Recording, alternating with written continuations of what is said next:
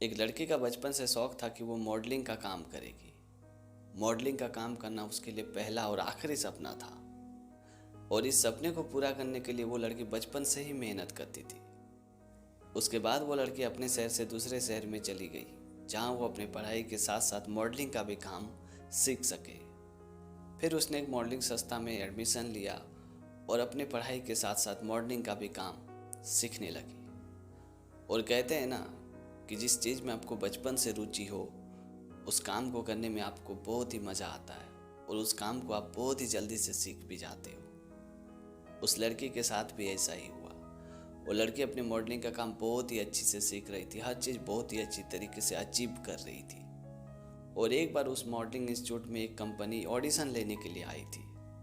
उस कंपनी के ऑडिशन में कई सारे लड़के, कई सारी लड़कियों ने भाग लिया था और उनमें से एक वो भी लड़की उस ऑडिशन में भाग ली थी। और सबसे इत्तेफाक की बात है कि उस लड़की का उस कंपनी के ऑडिशन में सिलेक्शन हो गया। उस लड़के का सिलेक्शन होने के बाद कंपनी वालों ने लड़की से कहा कि पहला राउंड में तो तुम्हारा सिलेक्शन हो गया है, अगर तुमने कैसे भी करके दूसरा राउंड निकाल दिया तो हमारे कंपनी में तुम्हारे लिए मॉडलिंग का काम पक्का है। उन कंपनी वालों की बात सुनकर वो लड़की बहुत ही खुश हो गई, जैसे उसका सपना धीरे धीरे अब साकार होने वाला था। उसके बाद जब वो लड़की शाम के वक्त अपने घर पे आई तो उसने अपने मम्मी पापा, भाई बहन, सगे संबंधी सबको फ़ोन करके कह दिया कि पहला राउंड में उसका सिलेक्शन हो चुका है।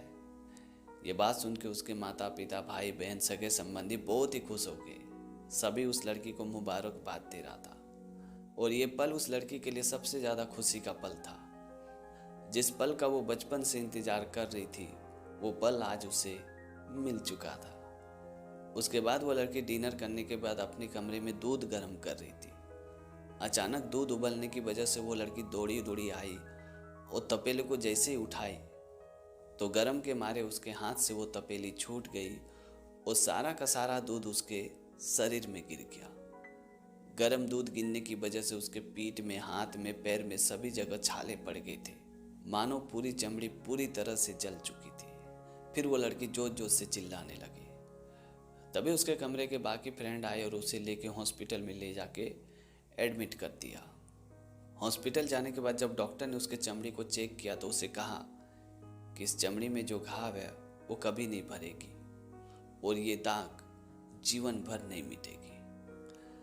उस डॉक्टर की बात सुनने के बाद वो लड़की जोर जोर से रोने लगी और मन ही मन सोचने लगी कि मैंने जो बचपन से सपना देखा था वो अब शायद कभी नहीं पूरा होगा, क्योंकि मॉडलिंग के लिए जो शरीर चाहिए था वो शरीर अब उसमें बिल्कुल नहीं रही। और इसी वजह से वो लड़की पूरी तरह से डिप्रेशन में पड़ गई, जैसे उसके जीने की आस ही पूरी तरह से खत्म हो चुकी थी। उस लड़की की फ्रेंड, उसकी सहेलियाँ उसे समझा रही थी कि कोई बात नहीं, अगर तुम मॉडलिंग का काम नहीं करोगी तो इसमें क्या हुआ, दुनिया में बहुत सारे काम हैं, तुम कुछ भी कर सकती हो, तुम पढ़ी लिखी हो, तुम चालाक हो।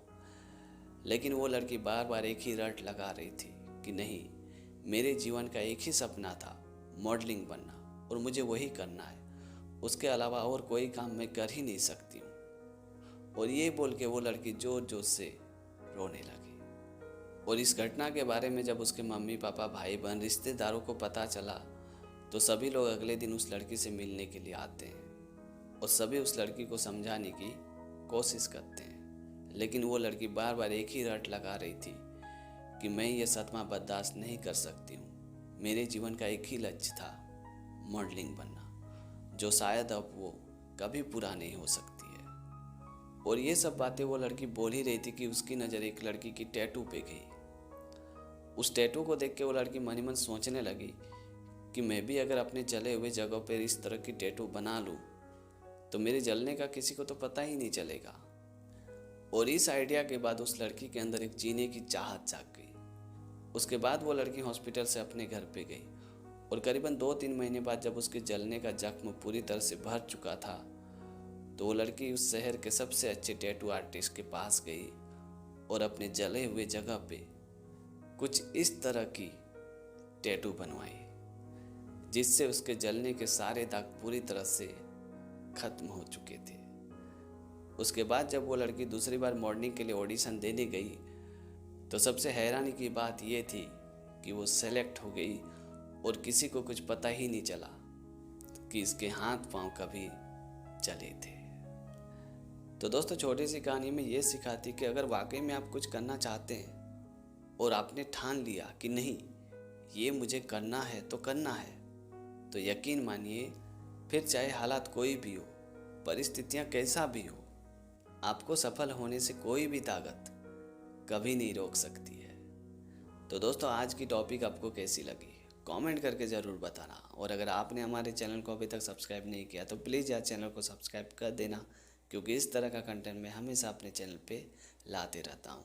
तो आज के लिए इतना ही, मिलते अगली वीडियो में एक नई टॉपिक के साथ, एक नई कहानी के साथ। तब तक के लिए जय हिंद, वंदे मातरम।